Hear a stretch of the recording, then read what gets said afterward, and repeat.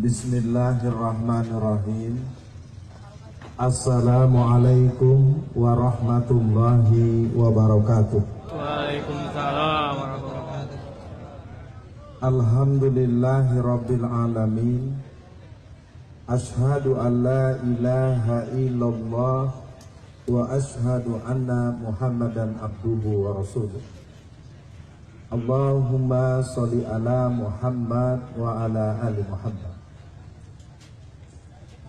Saya akan menyampaikan catatan 20 tahun gerakan PKI sejak tahun 1996 sampai 2016. Ini kalau waktunya 5 menit pasti kurang.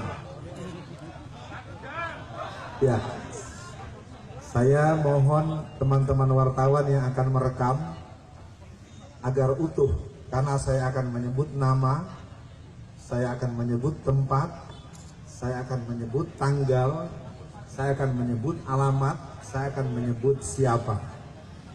Karena PKI, saya sudah bincang dengan abang saya, Bapak Kiflan Zain Alfian, tugas kamu menjelaskan seluruh yang sedang terjadi. Tugas Bang Kiflan nanti bagaimana menghadapi kejadiannya. Untuk menghadapi kebangkitan PKI, kita akan wakafkan darah dan air mata kita untuk Allah dan tegaknya syariat Allah. Allahu Akbar. Jadi hari ini kita berbicara tentang kebangkitan yang sesungguhnya ketika aroma amis darah sudah mulai terasa di mana-mana. Mereka sudah menguasai istana. Hampir sebulan ini tak ada lagi konsultan tentara dalam istana. Rapat-rapat di istana negara hari ini dipimpin oleh orang yang namanya Teten Mas Duki, Urip Supriyanto, mantan KPU Solo, dan Budiman Sujatmiko. Jam 9 malam ke atas mereka berkumpul untuk terus merancang gerakan-gerakan PKI ke depan. Jadi artinya acara seperti ini sudah terlambat. Maka pesan buat saudara semua pada hari ini, ikuti sebatas waktu yang ada.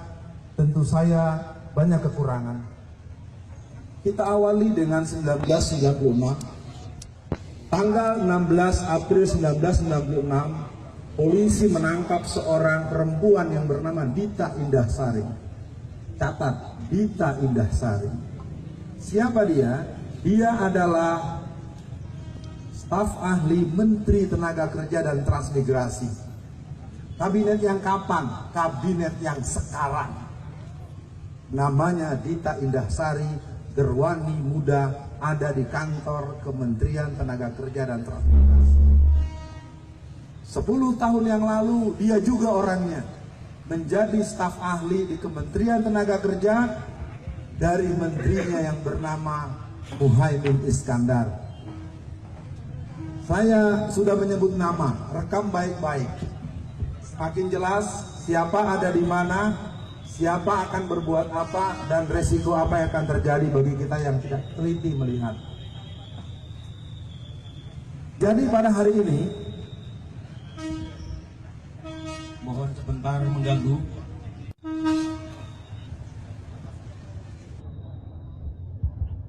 Sekali lagi, saya sudah bilang dari awal, 30 tahun sudah saya yang mungkin cukup muda ini bergerak sampai ke Bakung, sampai ke Cemetuk, sampai ke Celuring, sampai ke Magetan, sampai ke seluruh titik-titik basis PKI.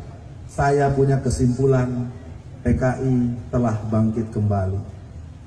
Banyak sekarang rumah-rumah yang sudah kembali memasangkan baliho-baliho Palu Arit di rumah mereka masing-masing. Di saudara-saudara yang ada di Solo, dan Solo ini menyebut nama seorang yang bernama Harun. Dia tokoh PKI yang sudah tua dan tempat transit dari kader-kader PKI dari Jakarta. Jadi saya akan teruskan tanggal demi tanggal.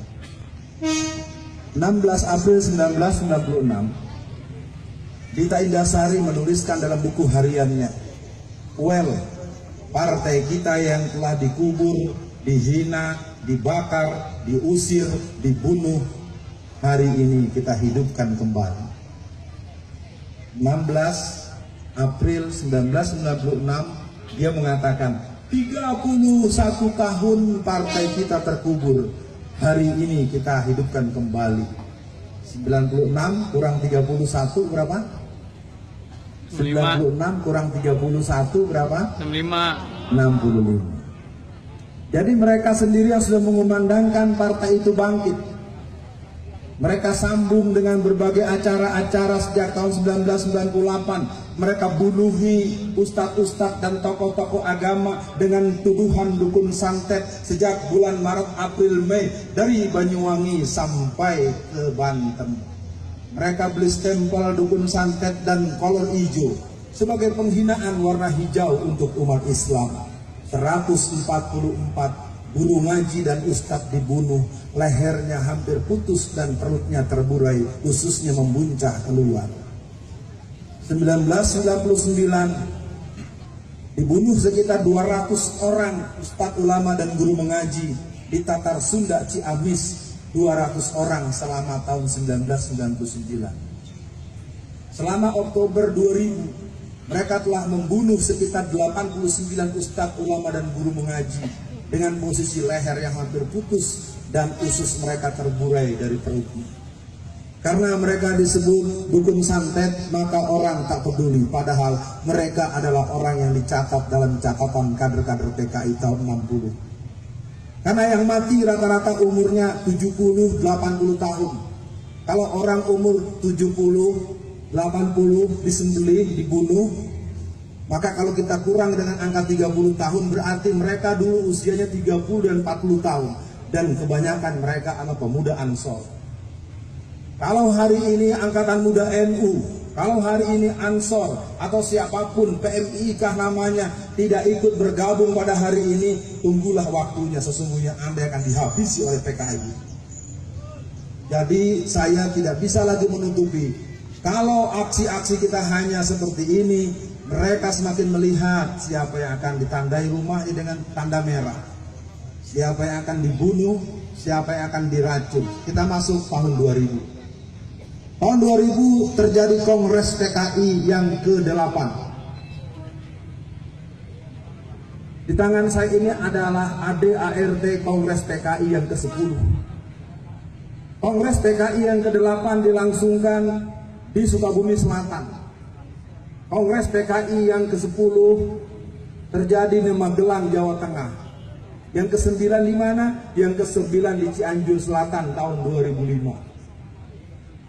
Tahun 2002 terbit buku yang berjudul Aku Bangga Jadi Anak PKI yang ditulis oleh Ripka Ciptaning yang ayahnya adalah salah satu pengusaha toko material di kota Solo ini pada tahun 1950. Ripka Ciptaning namanya, tinggalnya di Jalan Haji Mencong, Tangerang, berasal dari PDI Perjuangan, anggota DPR RI sudah 3 periode, berangkat dari Sukabumi Selatan, tempat penyelenggaraan Kongres PKI yang ke-8 tahun 2000.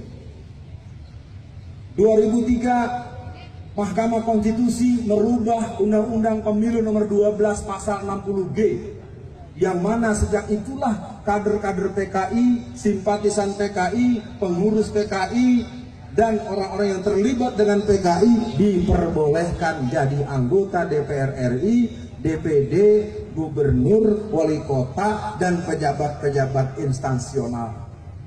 Jadi sekarang kalau kita mau buka satu-satu, silakan jawab sendiri. Siapa gubernur Jawa Timur? Silakan periksa ayahnya. Siapa Oki Asokawati, anggota DPR RI dari P3? Ayahnya Brigadir Jenderal Anwas, PKI golongan A. Saya Alfian Tanjung, kader P3. Tapi hari ini saya bicara PKI sudah ada di DPR RI, sudah ada jadi gubernur, sudah ada jadi bupati, sudah ada jadi polisi, sudah ada jadi tentara. Jangan heran kalau hari ini polisi dan tentara tidak menunjukkan sikap yang tegas menghadapi PKI. Karena yang sangat gelisah adalah para veteran. Yang sangat gelisah adalah tentara-tentara yang mengerti betapa kejam dan jahatnya PKI. Tahun 48 mereka berontak, mereka bakar pesantren Sabilil Muttaqin PSM Takeran. Mereka bunuh ulama dan santri, 108 orang disembelih, dimasukkan ke dalam sumur yang dalamnya 12 meter. Catat, yang menggagalkan mereka gerakan musuh dan antek-anteknya bukan dari Kodam 5 Brawijaya, bukan dari Kodam 4 di Ponorogo, tapi yang menumpas PKI 48 adalah Kodam 3 Siliwangi. Peristiwanya di bagian timur, tapi yang membabak dari bagian barat, yang tengah dan yang ada di timur tidak berdaya menghadapi PKI. Karena peristiwa G13 PKI, Jawa Tengah lebih dari 70% tentara-tentaranya terlibat dan menjadi anggota PKI. Artinya, kebangkitan mereka hari ini bukan kebangkitan gurau. Kebangkitan mereka hari ini bukan kebangkitan dongeng. Walaupun sering para pakar, para ahli sejarah, ahli ideologi bilang, "Woi Alfian, Anda sedang mimpi." Tidak. PKI hari ini bangkit. Mereka bernyanyi bergembira di mana-mana. Sejak 2002 buku Rifka Ciptaning mulai tersebar. Tahukah jamaah semua, 2 juta kopi buku itu telah dicetak seluruh Indonesia. Judulnya Aku Bangga Jadi Anak PKI. Buku yang berikut terbit tahun 2005. Tahun 2004 Rifka Ciptaning menulis dalam koran harian Sore, Suara Pembaharuan. Dia mengatakan hanya dengan Nasakom sajalah Indonesia bisa keluar dari persoalan bangsa ini. Terbit tanggal 18 bulan Maret tahun 2004 yang mengatakan bahwa Nasakom adalah solusi Indonesia. 2004 Nasakom. Apakah tahu Nasakom? Belum tahu. Nasakom itu nasionalis, agama, komunis. Apa nasionalisnya? PNI. Apa agamanya? NU. Apa komunisnya? PKI. Itu 3 sekawan tahun 63 bersatu untuk lebih kuat membela apa yang mereka mau. Awal reformasi ada Nasakom juga. Apa nasnya? PDI Perjuangan.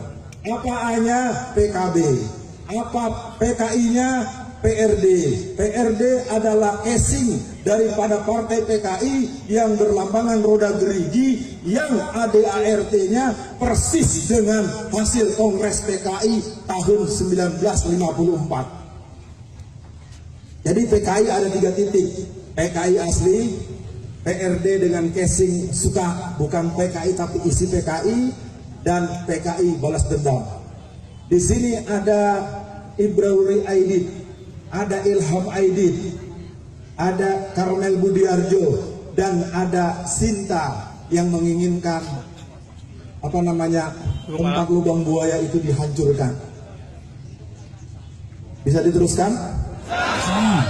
Ini karena udah mulai nyebut nama nih, ya. Karena kalau tak lagi disebut nama siapa di mana adanya, kita seolah-olah bermimpi di siang bolong, mengawang-awang melamun bagaikan katak ingin jadi kerbau. Hari ini kukatakan PKI bangkit, terserah mau diapakan, yang penting kita masih punya konstitusi. Persoalannya hari ini aparat-aparat kita cenderung pura-pura tidak mendengar.